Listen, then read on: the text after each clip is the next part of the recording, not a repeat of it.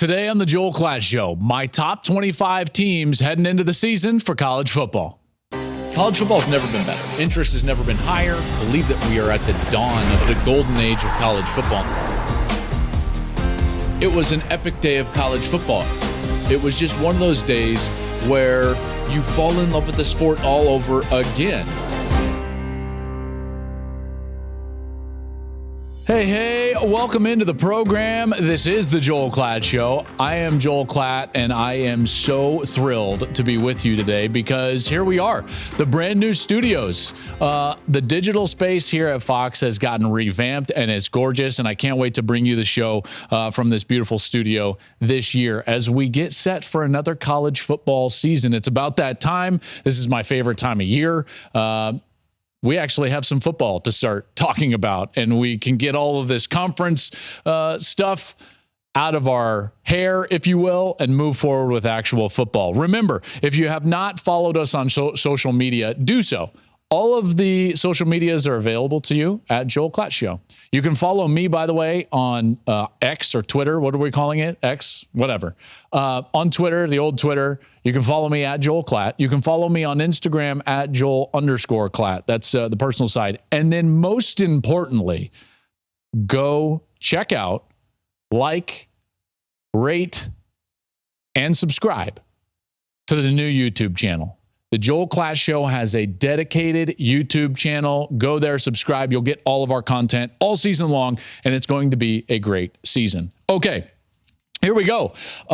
My top 25 headed into the season. It should be noted, and I know I get this all the time, by the way. People are like, hey, don't you hate preseason rankings? Yes, I do. And you all love them. So here we go.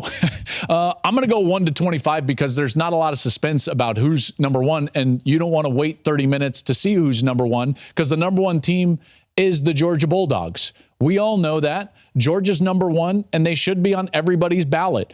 It always, to me, is laughable when you see these ballots and it's like 8 first place votes for, I don't know, like name the team.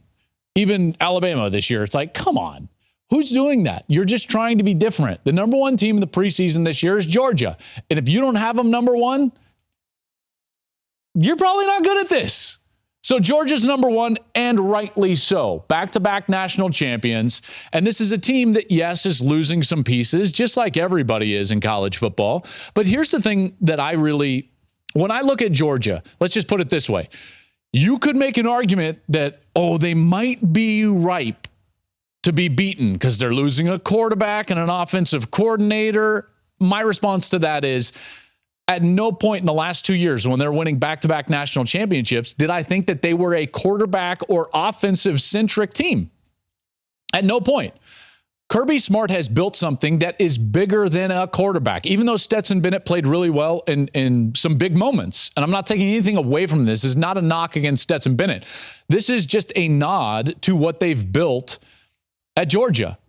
That is a roster-based team. They are still the best roster in college football. They still have, 13 or more 5-star players on that roster. When I talk with people around that program, they say to me, our defense might not have the stars that it has had over the last couple of years with guys like Jalen Carter leaving to the NFL. By the way, just go look at the Philadelphia Eagles defense. That's where all the Georgia players are playing. But they do say that they might be deeper and actually, and I know this sounds crazy, but better on defense than last year. Maybe not than the year before, which was historically great. But that's something to watch out for. They still have Brock Bowers. They have talented guys that are coming and competing for the quarterback job. And that's one of the easiest schedules I've ever seen a defending national champion have. And this is not their fault. I always have to preface because people think I'm taking a shot at Georgia. Not taking a shot at Georgia. They were supposed to play at Oklahoma, but because of Oklahoma's move pending to the SEC next year, that game has gone away because the return game is going to fall into the conference schedule. So now they're not going to Oklahoma, so they just have to fill that game. So guess what? They fill it with, who cares, Jones Junior High School. That schedule is really easy, really easy. They're not going to be threatened at all until November, if they're threatened at all. Their toughest game is at Tennessee. Tennessee is a good football team. and you're going to see them on my preseason rankings. I still don't think that Georgia's going to be threatened. They weren't necessarily threatened by Tennessee last year, and Tennessee's got to replace everything that was important to them a year ago. Georgia is about a shoo-in to go to the college football playoff because I don't think they're going to even have to win the SEC. They're probably going to go undefeated, be 12-0, and be in the SEC championship game, and at that point, they're in.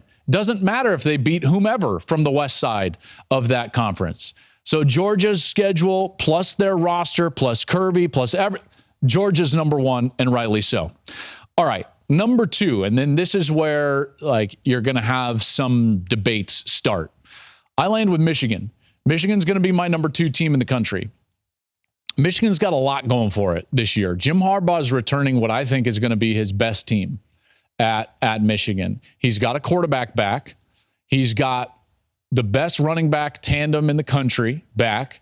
They've got an offensive line that is as good or better than any offensive line in the country. And, by the way, they've won the Joe Moore Award 2 years in a row.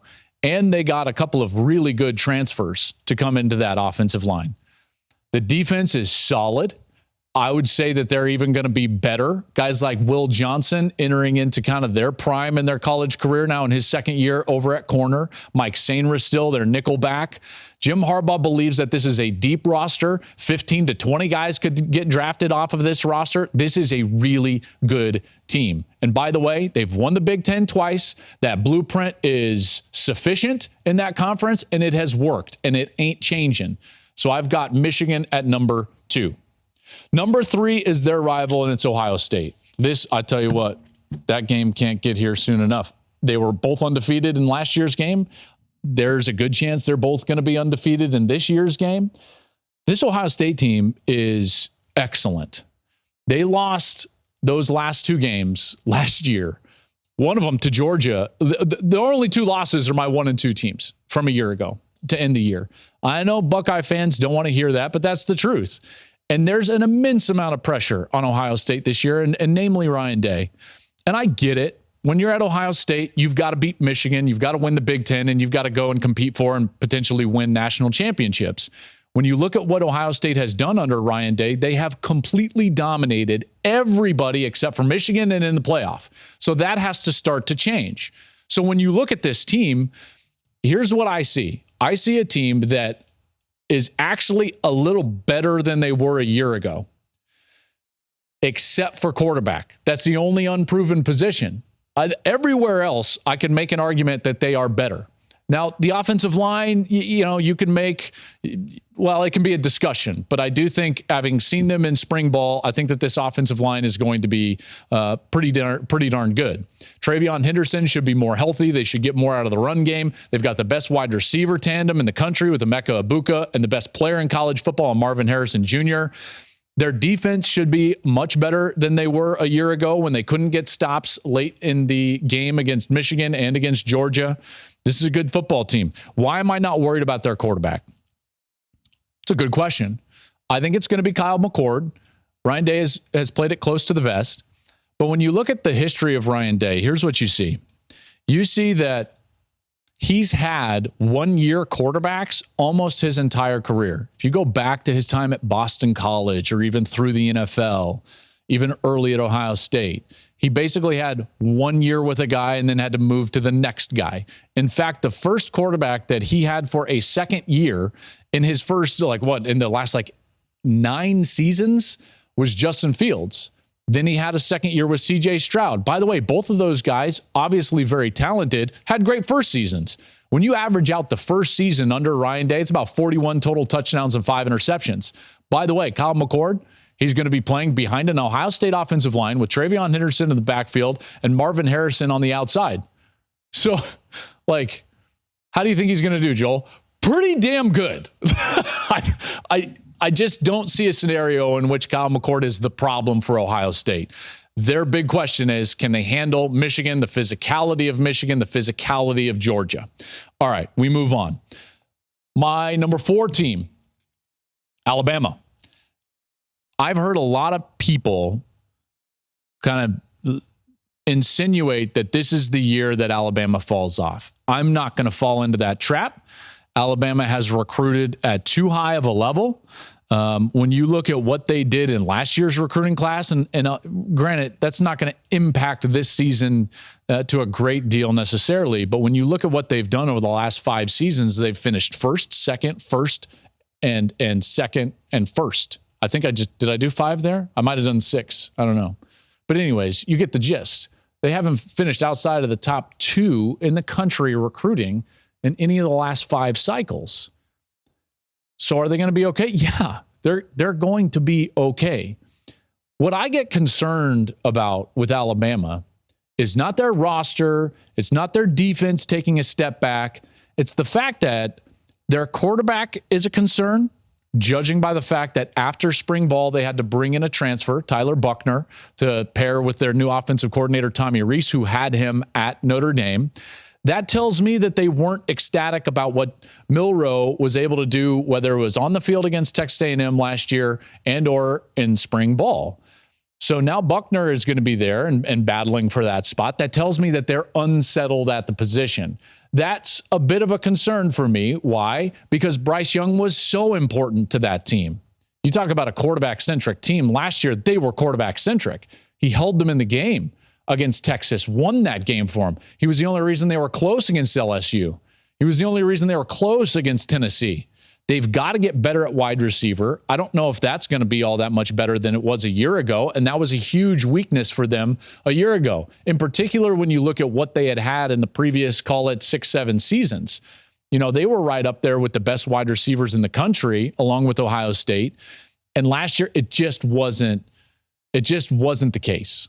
And because of that, they fell short in some of those games. So those 2 areas are where you got to be looking for Alabama. All right. At number 5, I go with Penn State. So Penn State, to me, is a team that is just banging on the door of that next step of success in college football. Last year, their only 2 losses were against Michigan and Ohio State.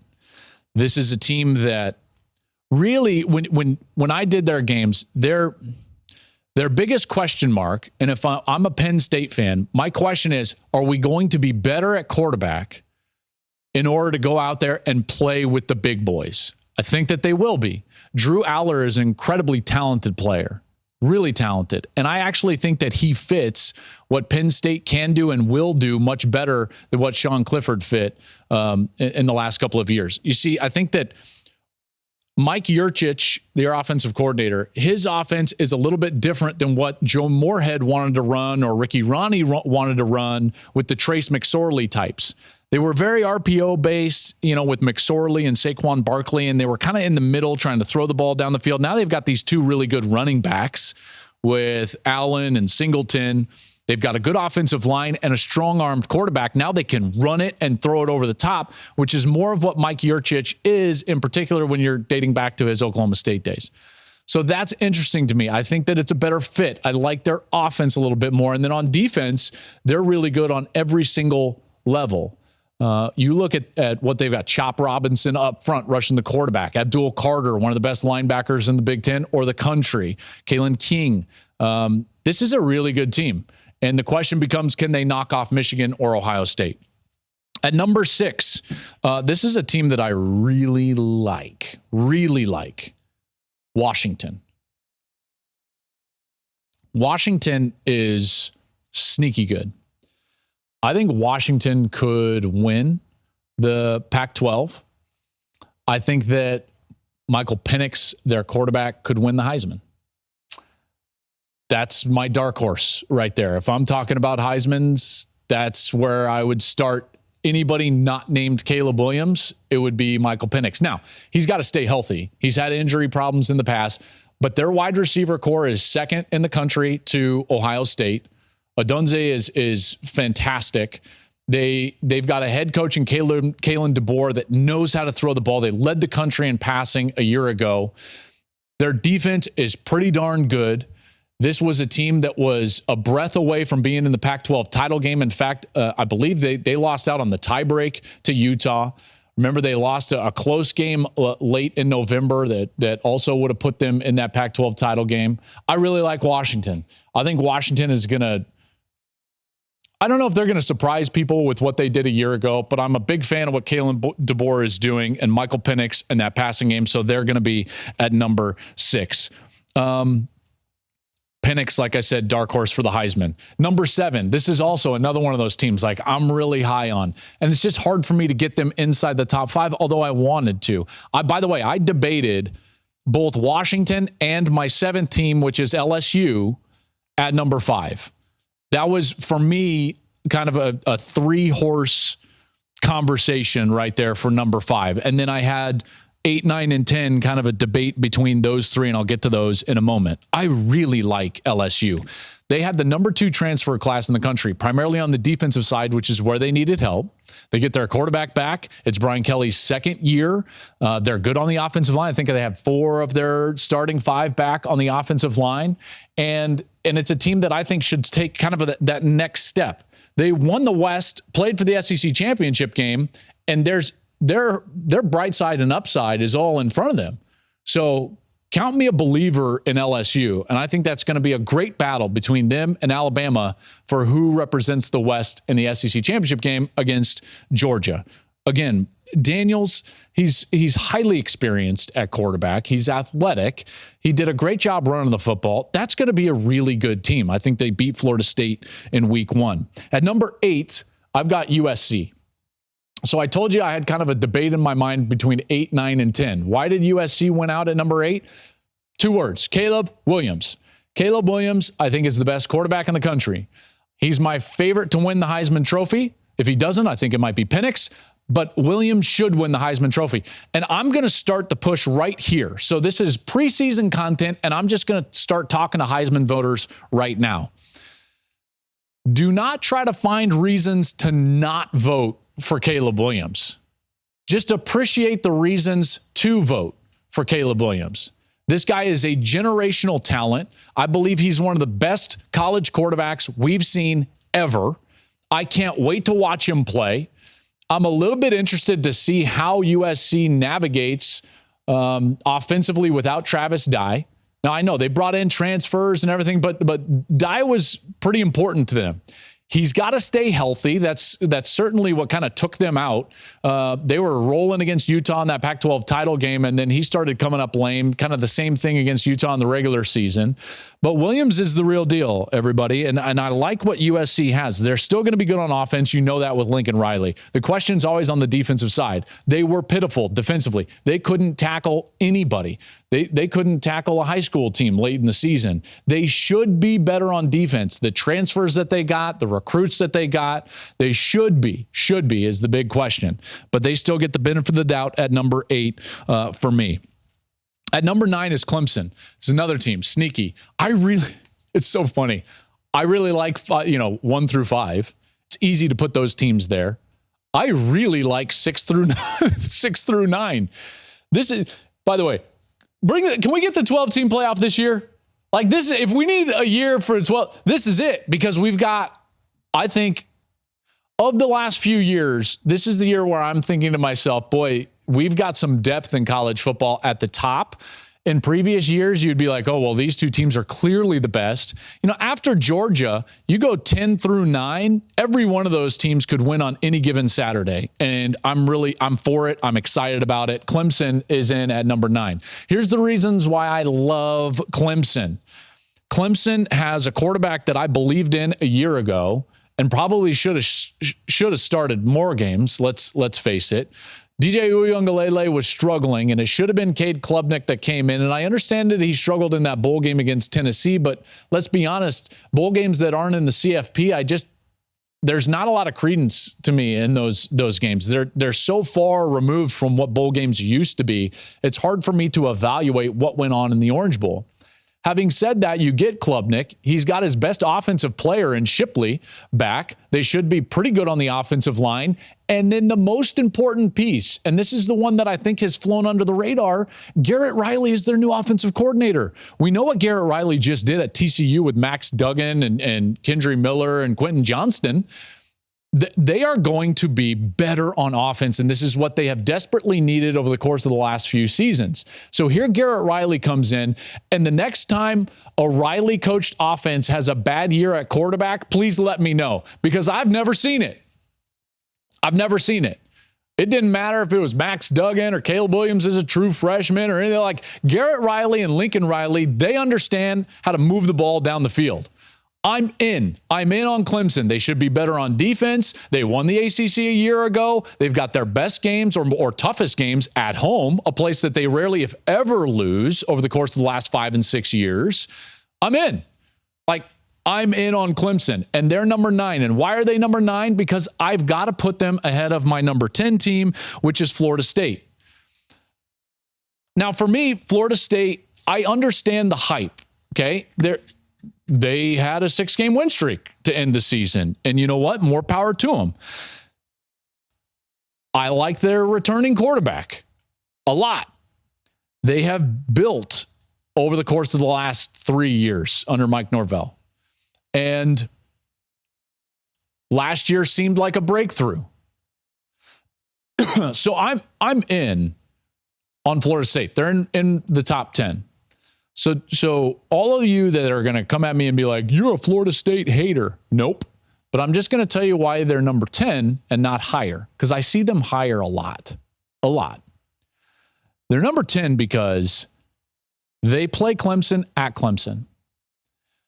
They haven't beat Clemson. God, I mean, it's been a long time.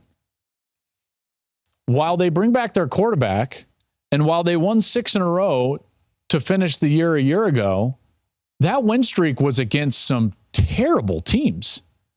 And when you look at what they did when the season was still in the balance, I do remember a bit of a losing streak in the middle of the year. I remember being incredibly fortunate against LSU in week 1 in Brian Kelly's first game at LSU. They don't get the benefit of that doubt. LSU's going to beat them. Clemson's going to beat them. And they're going to be 2-2 to start the year. So that's why they're number 10. They may win 10 games. They may go on to have a solid year. I just don't see them winning the ACC, and I don't see them beating those two teams. By the way, they're likely going to have to face Clemson again because, if I'm not mistaken, the ACC is doing away with their divisions, and the top 2 teams are going to play in the conference championship game. So, that's where I'm at with FSU. I think that the schedule is really tough. I thought that win streak was a bit of fool's gold. Do I like them? Yes. Could they end 10-2 and then 10-3 and lose the ACC championship game? Yeah, absolutely. Does that mean they're a really good team and likely a top 10 team? Yes.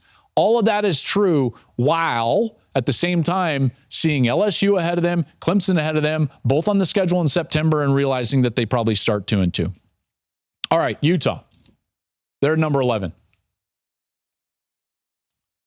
Death, taxes, in Utah. That's where we're getting to in college football. Love Utah. Love Kyle Whittingham. Love what they represent. Their biggest question is Cam Rising and his health. If Cam Rising comes back and is healthy, which he should be, obviously tore his knee up in the Rose Bowl, and let's hope that he gets back to full strength. But this is going to be an excellent team, just like they've been for the last few years, winning the Pac-12, going to the Rose Bowl. Rising is a hell of a player, and I get it that they're replacing some pieces on the outside. They also get some guys back from injury. Love their running back. Their defense is going to be as good as it always is. So Utah's not going anywhere. And they present a hell of a problem for teams like USC, teams like Washington, teams like Oregon. Because look what's happening all of a sudden. 6, 8, 11, all from the Pac-12. You're starting to see that conference is going to be incredibly difficult. And just wait until I get to a couple of the other teams. This is a team that is incredibly consistent year after year, winning big games. They've won the conference, like I said, in back-to-back. I get it. They have to replace Dalton Kincaid, but they do get Brant Keithy back. Remember, and Keithy's coming back after that ACL. I used to believe that it's they've got to win with run game. They've got to win with defense. You look at the stats, they scored 38.5 last year per game. It's 11th in the country. Just to give you some sense of where that fell, Washington, offensive juggernaut, averaged 39.5.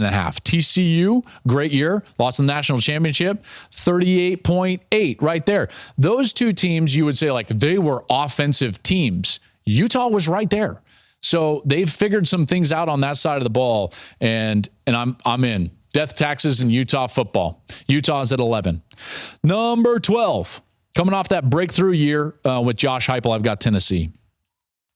What you guys didn't just hear right then was that our producer, Kat, proud Tennessee Volunteer, and she gave a little shout, woo, right there in the back with Tennessee at number 12. I like Tennessee. I love what Josh Heupel has done. I'm a big fan of their offense. While it's hard for me to really evaluate bowl games in the CFP era, their bowl game was impressive with guys that are now going to be asked to be the central focal point of what they do offensively. Joe Milton at quarterback. That's at least a start. Heupel got the win he desperately needed, right? The Tennessee win over Alabama was epic. It announced that they can play with the big boys. They thought that they were there, and they thought they could go and give Georgia some problems with that passing game. But that passing game, to be honest with you, is a bit one-dimensional to face a team like Georgia. It's a lot of half-field reads. It's a lot of wide receiver read routes down the field. And if you can't protect the passer, which is going to be difficult against Georgia, it's really tough to beat that team. You've got to have a dynamic NFL-style passing game, similar to what Ohio State has, similar to what Alabama has, in order to really threaten Georgia. That's why I just don't think Tennessee is a threat to Georgia in the SEC East. And this is when Kat might turn my microphone off, because it's just the case. Even with that game being in Knoxville, I get it what happened against Alabama, but it's not the same matchup against Georgia, okay? Joe Milton is going to be quite the story, because I saw him when he was a backup in Michigan. Like, the guy has a great arm. And in theory, his arm, his skill set really fits what they want to do offensively. But boy, like the accuracy issues, that's going to be interesting. They are replacing their offensive coordinator. I do like Squirrel White, though, as a replacement for Jalen Hyatt, Brew McCoy, those guys. Like, they've got some pieces on the outside. And the schedule, I think it fits for them. Getting Georgia at home fits for them. 12 is just a good spot. Like, I just don't think they're going to compete for a college football playoff. This is not the same type of team or year that they had a year ago. Sorry, Kat. Number 13, Oregon. Man, we are just like throwing the Pac-12 right in here. Bo Nix back for his 74th year of college football, which is amazing. 47 starts so far in his career. So he's going to be experienced. A lot of hype surrounding that. I like that. I like their run game. Dan Lanning, his style of football, I think it fits. I loved what they were able to do. That win against the North Carolina in the Holiday Bowl, I think it was a good building block for them in the offseason. Couple of concerns for me are replacing that veteran offensive line. That offensive line was so good for them, and a big reason why they had such a good year a year ago. Now they're going to have to replace a bunch of those guys. We'll see if they're able to do it. Nix might be under a lot more pressure. It might be more difficult to run the ball with the level of execution that they did a year ago. And they're replacing their offensive coordinator, Kenny Dillingham, whom I'm a huge fan of, and now he's the head coach at Arizona State. Bucky Irving is a quality player. 13 is about right for them. But again, you're starting to see kind of the problem for the Pac-12. Any one of these teams, I think, could compete for a playoff spot, namely Washington or SC. But the problem is the depth of the conference and the way that they schedule. All right, at 14. We had a big debate about this, by the way, the 14th team. Me and Steve. Steve is like my brain. So blame him. I told you we weren't going to talk about Texas until they did anything. The debate was, is 14 too high for Texas? And the answer was no. So Texas lands at 14. I could make an argument that they should be higher than that. Just saying. Their roster suggests that they should be higher than that. Their quarterback suggests they should be higher than that. The conference that they play in, by the way, and their margin from a roster standpoint suggests that they should be higher than that. But they're not. Why? because they perpetually underachieve. And we said on this show, we said it, we're not going to do it. We're not falling for Texas until they do something. So go win in Tuscaloosa, and I'll talk about you all day long. Now, having said that, a little tidbit on Texas. Love their roster. Defense much better than you would expect. When you dive into the numbers, you're like, oh, they were the number 2 defense in the Big 12. Like, their defense was not bad. They returned 10 starters on the offensive side, have to replace Bijan Robinson, but this is an offense that should move the ball. Really good wide receivers. I think Ewers is a heck of a player. And when I saw him in Dallas at the Big 12 Media Days, to me, there was just a different level of urgency about everything that he was doing and saying. So Texas is going to be at 14. Should they win the Big 12? Yeah, they really should. The biggest question is how they play in tight games. Okay, the close games issue has been a problem. They're 4-10 in one-score games under Steve Sarkisian. They were 14-13 in those same games under Tom Herman. All 5 losses last year were by 7 points or less, including Alabama. Like, come on, what are we doing? 4 of which were against top 15 teams. This team, if they can just get over that hump, and how many times do we say this about Texas? This is why we don't talk about you until you achieve anything. Like, win the close games. Don't play down to the level of competition. Okay, that's it. I'm going to move on from Texas now. Number 15, and this is one of my favorites, by the way, because it gives me a 5th team from the Pac-12 in the top 15. Oregon State. Oregon State. So here's why I love Oregon State. Oregon State was boxing with one hand tied behind their back a year ago and did it incredibly well. Like, think about what a year that they had. The big wins down the stretch, and they were so one-dimensional on the offensive side. And I think that could be fixed. Now, did DJ Uiagalelei struggle at Clemson? Yes. Do I believe he should be better at Oregon State? Yes. Why? Because the offense at Clemson was way too simplistic, okay? And there weren't a lot of answers given to the quarterback. When I broke it down, I didn't love their offense. There was a lot of, hey, our guys are just better than you, and let's roll out some basic concepts, and we're going to go win. That's going to be very different from what Clemson is going to be this year with Garrett Riley. Now under Jonathan Smith, this is a guy that has to be creative because his personnel suggests that he needs to be creative. He's going to have a run game. And I believe that Uiagalelei actually plays really well. In fact, I think that he's going to be one of the bright stories in college football, judging based on what happened at Clemson. And then he's going to go, and I think he's going to find a lot of success under Jonathan Smith, who's a former quarterback who really understands play calling, who's going to give him that run game as a help. And it's going to be more intricate. He's going to have tight ends to throw to. So I think I like Oregon State. I like their toughness. Their top 3 running backs are back, including Damian Martinez. He was the freshman of the year in the Pac-12. 4 of their 5 starters are back on the offensive line. Their defense finished number 1 in the Pac-12 last year for Trent Bray, their defensive coordinator. Like, I'm in. I like it. I like what Oregon State is bringing. And yes, that's a grand total of 5 Pac-12 teams in the top 15. Pretty remarkable. All right. The last few, let's go a little bit quicker. At 16, I've got Oklahoma. It comes down to this. They were 0-5 in one-score games. I think that turns around. I think that when you look at the 2 games that they lost by significant margins, their quarterback, Dylan Gabriel, was not in those games. If he can stay healthy, they should be better. Their defense under Brent Venables should be better. They've recruited much better. Like, everything about this says that they should. This is also another wait and see. They're the biggest competition for Texas. OU is at 16. That's a sleeper team for me. All those one-score losses, that could easily turn around. They could easily be a 10-win team and play for the Big Ten championship. At 17, here's another sneaky team, also from the Big 12, Kansas State. Nobody wants to talk about Kansas State, but this is the defending Big 12 champ with an excellent offensive line and a quarterback that got a lot of time last year back for them in Will Howard. Will Howard was 4-0. In games for Kansas State last year when he had to fill in for Adrian Martinez. Now, they have to replace Deuce Vaughn, and he's maybe one of my favorite players ever in college football history.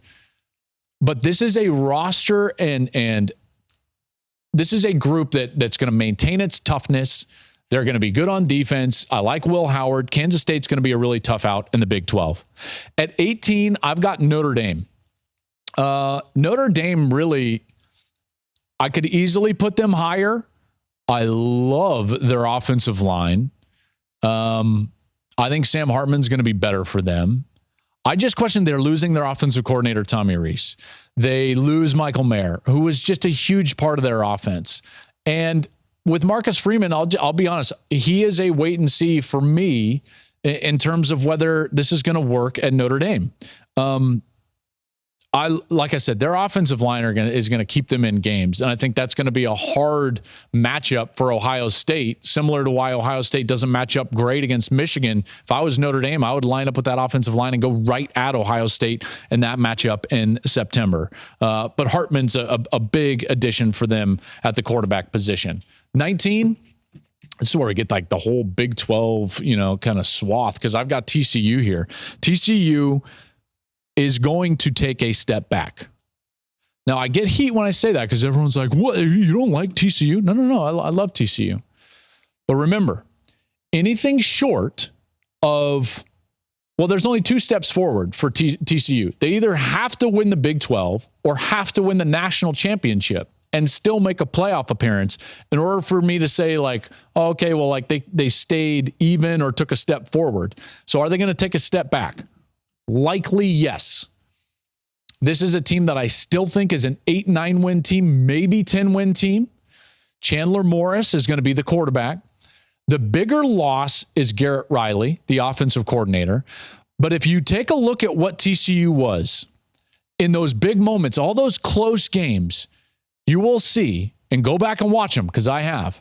You see Quentin Johnston making huge plays, Kendry Miller making huge runs, and Max Duggan willing his team down the field to some victories in close games. Those three guys aren't on that team anymore. Their play caller no longer there. That's a lot to overcome. So I think 19 is generous. To me, it's benefit of the doubt, and they open with what I think is going to be a tougher game than what odds makers are giving it, with Colorado, who's going to be much better, and their lack of depth is not going to hurt them in an opening week like it would in the end of September or October or even into November. All right, number 20, Ole Miss. I like Ole Miss. Ole Miss started 7-0 last year, lost 5 of 6 when their schedule got tougher. This is when it's harder because there's a lot of teams that you could just throw in 20 and below. I think that there's a lot of really good teams, 1-9.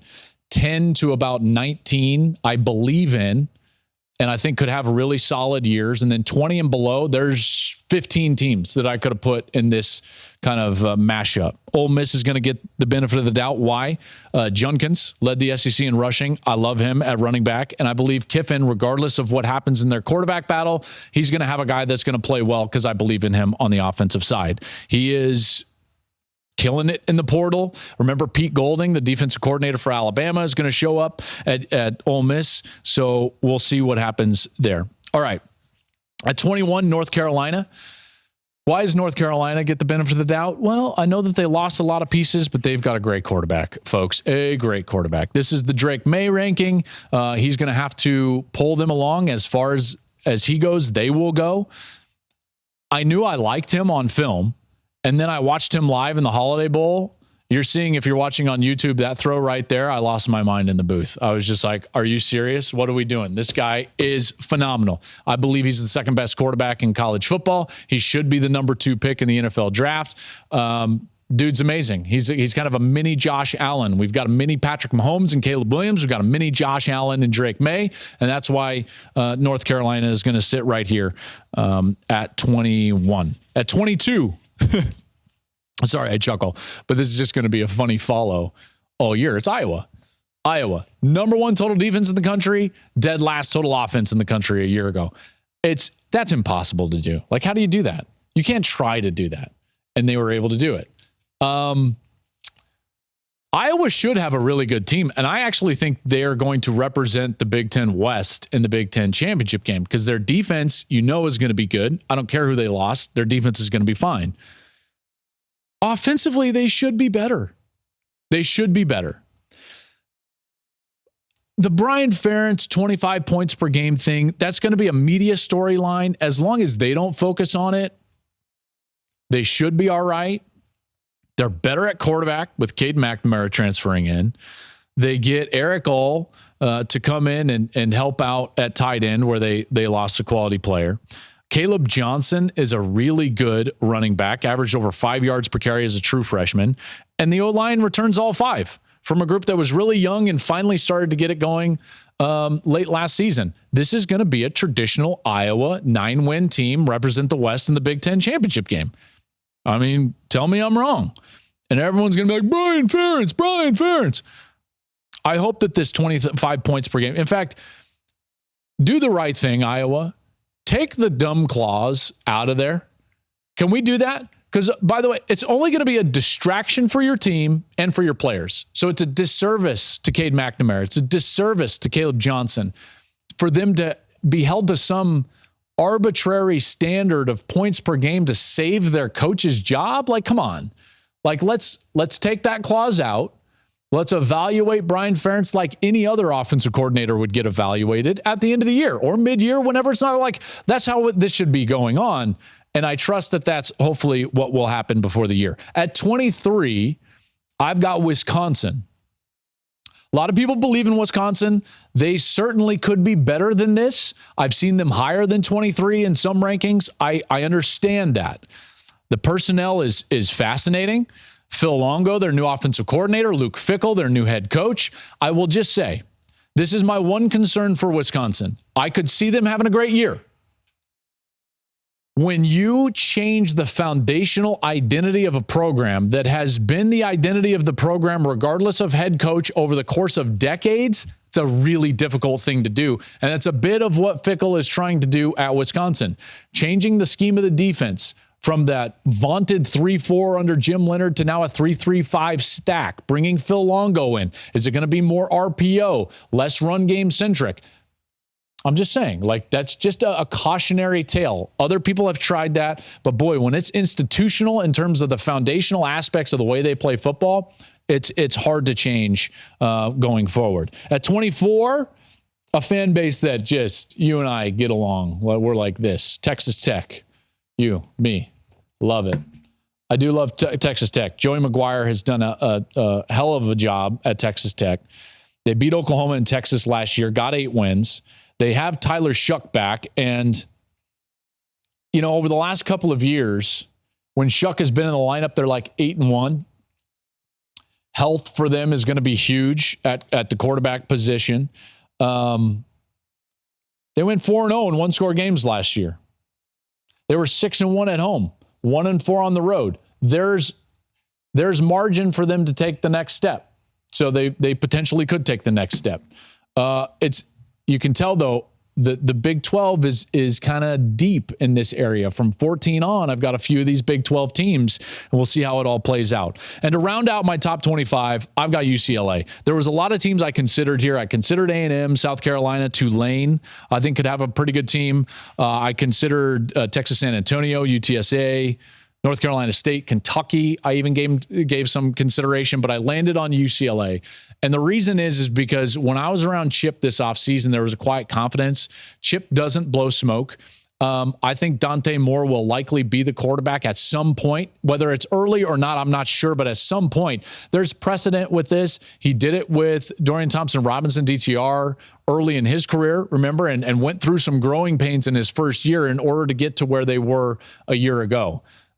It's a good roster. It's a much better roster than what they had 3 years ago, and I think that they're going to be pretty good on that offensive side, and he likes the running back transfer. So we'll see how that plays out. So there you go. There you have it. There's my top 25 as we get jumping into the 2023 season. Remember, subscribe to the YouTube channel. Brand new YouTube channel, Joel Klatt Show, exclusive content right there.